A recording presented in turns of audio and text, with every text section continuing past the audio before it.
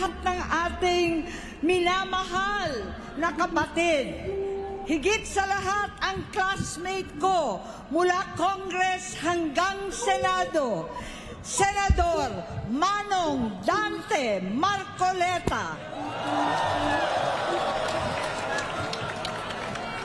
Napakahirap po ang pumunta, tumayo, at magsalita sa inyong harapan. Pero noon pa man, alam kong walang madali kapag ikaw ay Marcos. Nanginginig ako at ang aking boses, hindi dahil ako'y natatakot sa inyo, kundi dahil nalulungkot po ako. Ipagpaumanhin ninyo kung sa gitna ng pagsasalita ko, ako'y hihinto, hihinga dahil sa bigat ng aking kalooban. Pero hindi yan ang dapat kong ihingi ng paumanhin. Hindi yan ang kasalanan ko sa bayan na dapat ihingi ko ng tawad. Narito po ako dahil sa tawag ng Iglesia ni Cristo para sa transparency, accountability at hustisya. At dahil sa tawag ng sarili kong konsensya, bilang senador, bilang kapatid, bilang Pilipino. Bata pa lamang kami ni Bongbong. Alam na ng buong pamilya ang problema sa kanya.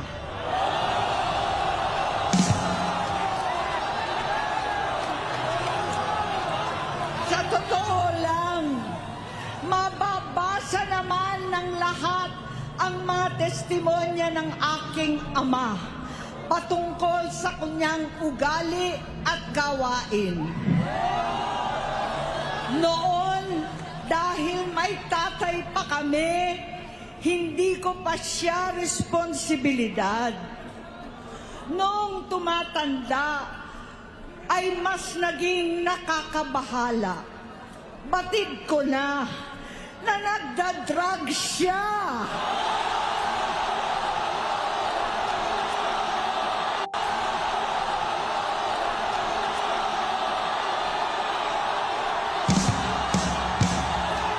Nalaman ko at ng pamilya, nalaman ng pamilya, seryoso ito.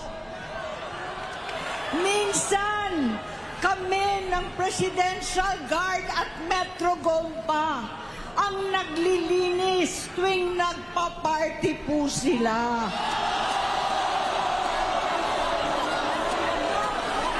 Namuhay kaming magkakapatid sa ibang bansa. Kami-kami lang. Kinumbinsi ko pa si Bongbong, pakasalan mo na si Lisa. Naisip ko noon, kapag nag-asawa siya, malalagay na sa tahimik at magkakaroon ng direksyon. Ang laki ng pagkakamali ko. Mas lumala ang kanyang pagkalulong sa droga.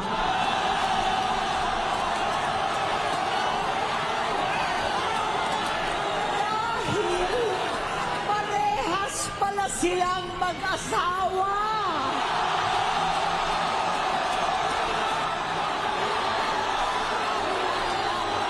Naging gobernador siya ng Ilocos. Alam ng mga tao doon na halos hindi siya pumapasok. Tuwing kukumprontahin ko siya, ay nagsasabi siyang magbabago na siya, aalisin na niya ang bisyo.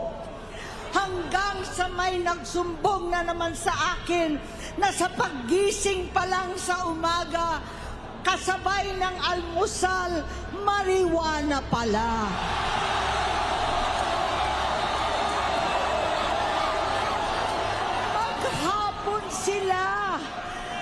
Lahat sila nagiinuman at gumagamit ng cocaine.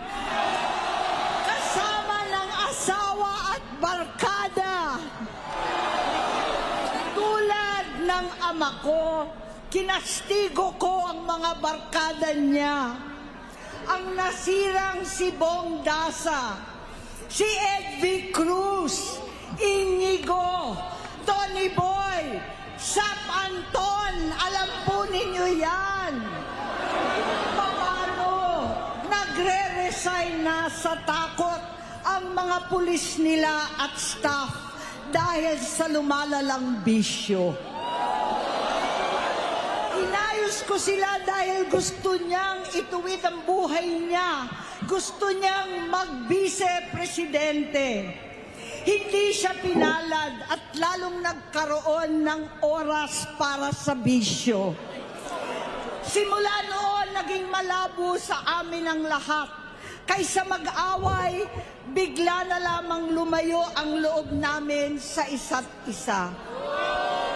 Noong 2016, kasabay ng kampanya ni dating Pangulong Duterte laban sa droga, lumabas ang pangalan ni Bongbong sa listahan. Nakasama siya sa listahan ng mga celebrities, mga artista, Maricel Soriano at iba pa. Masinsinan kong kinausap si Pangulong Rodi. Halos manikluhod ako. Sinabi kong ayon sa kapulisan, dapat usigin ang mga pusher at saka na lamang sagipin ang mga user. Naligtas si Bongbong. Labis ang takot ko at pag-aalala. Kinausap ko siya at nagsabi siyang talagang siya ay nagbabago na. Muli at lagi, hindi ako nawalan ng pag-asa. Ako'y naniwala ulit. Mula noon na natatanggap ko na lang na balita tungkol sa kapatid ko ay regular na pagpapadoktor. Kaya kumalma naman ako. Inisip ko, totoo, dahil naopera na ang tuhod niya sa gout. Siguro, totoo na ito. Hanggang nito, nalaman ko na tuloy ang paggamit niya sa mga party na garapalan naghahain ng droga. Pinagmamalaki pa ng mag-asawang kayang-kaya nila ang microdosing ng cocaine. Hati-hatiin daw para 4 na beses sa isang araw. Hindi mabibisto. Ang pampapadoktor, pinalabas nilang pag-stem cell. Nagpapalit daw ng dugo, nagpapa-blood transfusion. Kayang-kaya raw, hindi ko maintindihan ang pinagsasabi. Noong 2021, kahit papano, nagkikita kami at nagkakausap. Sumamba siya sa aking talagang hinintunan niya. Naniwala ako kasi sabi niya gusto niyang tumakbo. Ang sabi ko, tutulong ako sa abot ng aking makakaya. Ipinakilala ko si Bongbong kay Inday. Naging magkatandem sila. Pagkatapos noon ay biglang hindi na niya ako ulit kilala. Kahit si Inday, nagtataka. Bigla ako na itsapwera. Kahit ganon, nangampanya pa ako para sa kanya. Kahit si Inday na lang ang aking nakakausap. Hindi ko alam bakit ako nakaban sa headquarters nila sa Mandaluyong. Hindi ko alam bakit walang nagre-report sa akin tungkol sa kampanya. Sa totoo lang, masakit mang aminin, nung dinidisqualify na siya, halos papaboran ko na sana dahil may nagsumbong sa akin mula sa kanyang campaign team na gumagamit na naman siya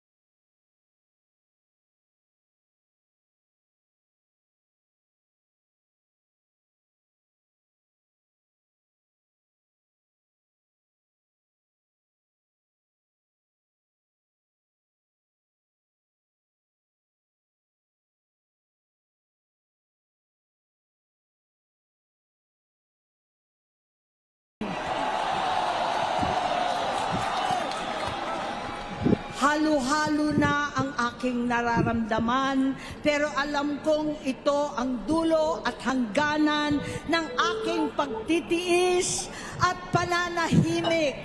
Hindi na tayo mananahimik! Dahil nalaman kong pati ang mga anak niya ay nagdodroga na.